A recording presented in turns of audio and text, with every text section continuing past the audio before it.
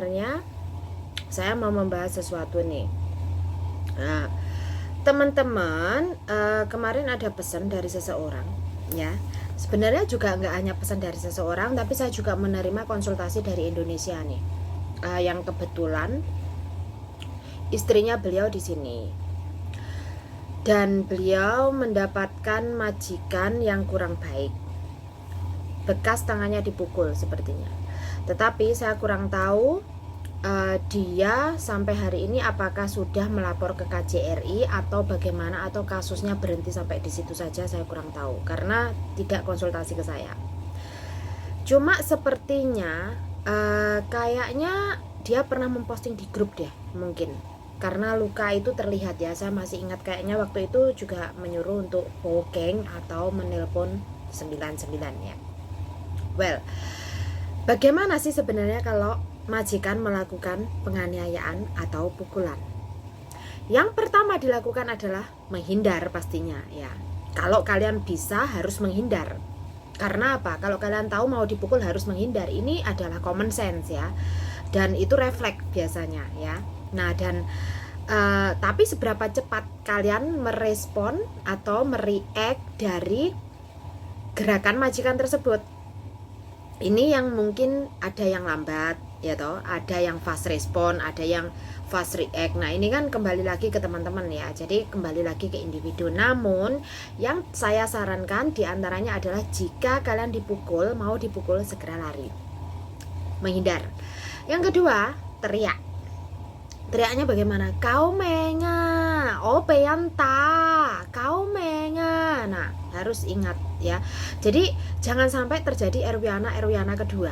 Nah, Erwiana dulu itu karena dia tidak bisa keluar dari ketakutannya, karena diancam, diintimidasi, ketakutan nanti aku bagaimana di rumah, sementara saya menjadi tulang punggung bagi keluarga ya kan. Jadi banyak sekali pertimbangan-pertimbangan sehingga dia tidak bisa keluar dari ketakutan itu. Sama halnya dengan Kartika Puspitasari. Jadi dalam sejarah buruh migran itu ada 2 PMI yang mengalami penganiayaan sangat parah. Yang satu adalah Kartika Puspitasari, itu kalau nggak salah kasus 2012 ya, itu 2012 sebelum Erwiana. Itu kemarin dia sampai parah, sampai dia overstay ya, dia disekap, dia sampai dipukul punggungnya ini, terus rambutnya dipotong-potong, disuruh minum air jiso. Itu parah sebenarnya dia, dan itu mengena mental dia ya, trauma dia nggak karu-karuan sampai dia hilang kepercayaan. Jadi dia mengalami trauma of rejection juga, jadi traumanya membekas banget. Nah, sampai dia kalah di pengadilan itu bukan salah dia, bukan salah pula KJRI, tidak ya, tapi karena kalian bayangkan coba, orang yang ingin melupakan sesuatu tapi Anda disuruh mengulang dan mengulang dan mengulang. Dan tahu nggak, di saat masa Kartika Puspitasari, iCable itu memberitakan itu berulang-ulang sampai kita itu merasa gimana ya, sampai saya sama majikan saya waktu itu benar-benar argumen. Majikan saya bilang apa, ya pastilah kamu kan Chokung ya nih hang ting hai chai gue kelah jang gue kelah. Nah, terus aku ngomong, le hai lopan, le ya ting jang gue ke lopan lah. Tan le ya mau li do, le ya mau ji do ko情況啊，真個情況你有冇知道啊？係冇人知㗎. Nah, itu jawaban saya. Jadi benar saat itu kita anak Indonesia itu diolah seolah memang dia memang bodoh, dia nggak bisa melawan gitu loh. Tapi ada ketakutan sendiri yang mana itu memang menghantui kita. Dan kasus itu nggak cuma dia sebenarnya. Terus kembali ke Erwiana, akhirnya dispot oleh publik menjadi satu kasus yang menjadikan persatuan kita ya kan, persatuan kita untuk maju waktu itu, untuk bersuara juga ya kan. Tapi sejauh ini setelah kasus itu, apakah ada efeknya, perubahannya? Tidak kan, tidak begitu signifikan ya perubahannya. Nah, peraturan pun malah makin diperketat sekarang. Nah, tapi ya apa boleh buat, karena kita kan di sini nggak bisa ya merubah peraturan itu karena itu otoritas. Nah, yang bisa saya lakukan untuk teman-teman adalah bagaimana membekali diri dan bisa mendobrak ketakutan itu. Ingat, yang membedakan antara saya dengan kalian adalah satu, berani bersuara, berani ambil resiko, dan memahami kondisi kalian. Nah, jadi bukan berarti kalian juga harus diam, itu juga tidak. Tapi kalian juga harus bersuara di saat yang tepat, ya toh. Jangan sampai kalian ini membahayakan keselamatan kalian, tidak ya, jangan ya. Kalau Anda sudah dalam posisi membahayakan keselamatan kalian, kalian juga harus mudah mulai membuat keputusan gitu loh. Di situ baru Anda bisa membuat keputusan Anda harus keluar dari rumah itu. Kalau Anda dipukul, Anda itu berhak poking. Kalau ada bekasnya, entah bekasnya biru atau darah atau apa, kalian berhak poking. Jangan menunggu majikan kalian yang poking, tapi kalian bisa poking. Jadi kalian bisa menelpon kepolisian ya. Terus menunjukkan peta, pengolopan ta. Nah, ta pintu hali pina hom hoi kaufan oa. Nah, atau kalian berteriak kau menga itu tadi. Nah, memang sih karena kehidupan di Hong Kong itu berbeda dengan di kampung ya. Kalau di kampung orang berteriak tetangga segera datang merubungi. Tapi kalau di Hong Kong tetangga mati pun juga kalau belum bau busuk ya nggak ada yang tahu. Karena memang sekali lagi itu kan berbeda kebiasaan, berbeda kebudayaan dan lain sebagainya. Hingga akhirnya sementara kita sendiri yang teman-teman itu lebih mengutamakan keperasaan ketimbang ketegasan. Nah, kadang ada waktunya kalian menggunakan toleransi, ada juga tidak. Jadi toleransi itu boleh tapi jangan berlebihan. Jadi harus dibatasi toleransinya ya. Jadi jangan nggak apa-apa lah. Nah, jangan. Ya seperti yang saya sampaikan, keluar dari zona nyaman kalian, keluar dari zona aman kalian untuk menggali sesuatu yang baru.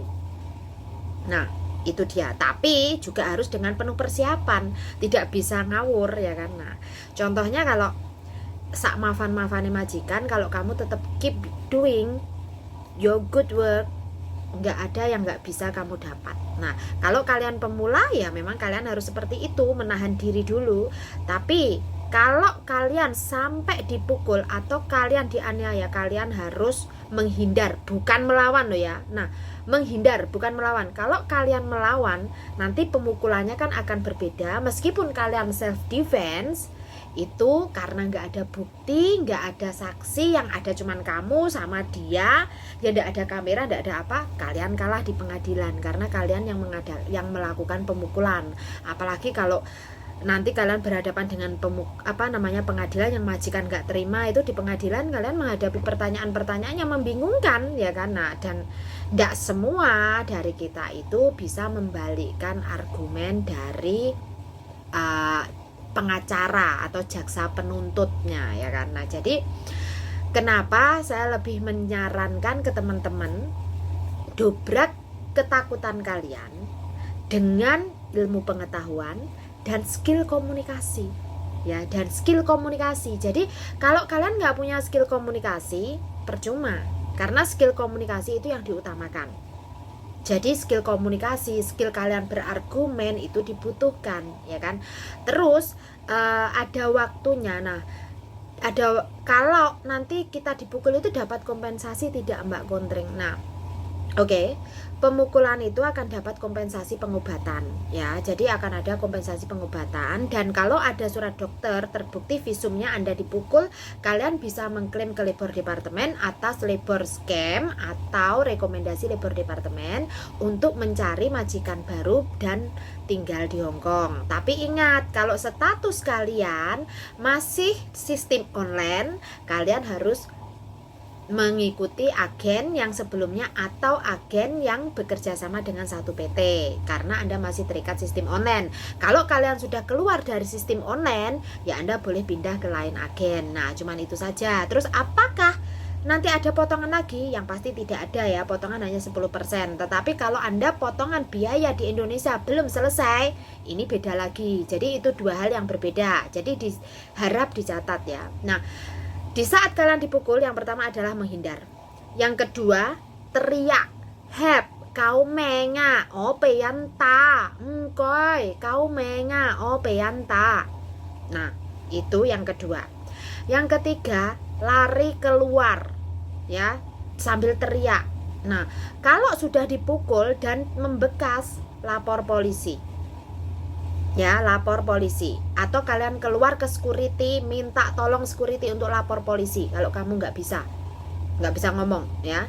Nah, di situ nanti teman-teman akan dibawa visum, akan ada pembuktian di sana. Nah, setelah itu kalau sudah seperti itu, kalian jangan kembali lagi ke rumah majikan karena itu membahayakan diri Anda, sudah membahayakan keselamatan Anda. Terus jangan lagi mau dinegosiasi dengan tambahan gaji. No ya, jangan, karena itu sama halnya Anda kembali ke sarang macan ya. Jadi jangan. Nah, jadi jangan percaya dengan tambahan iming-iming gaji. Majikan akan berubah baik. Ndak. Kalau sudah mukul itu udah ndak bisa ditoleran ya. Karena itu membahayakan keselamatan. Nah, terus jangan lupa lapor KJRI. Kalau KJRI nggak merespon, nah ya kebangetan ya.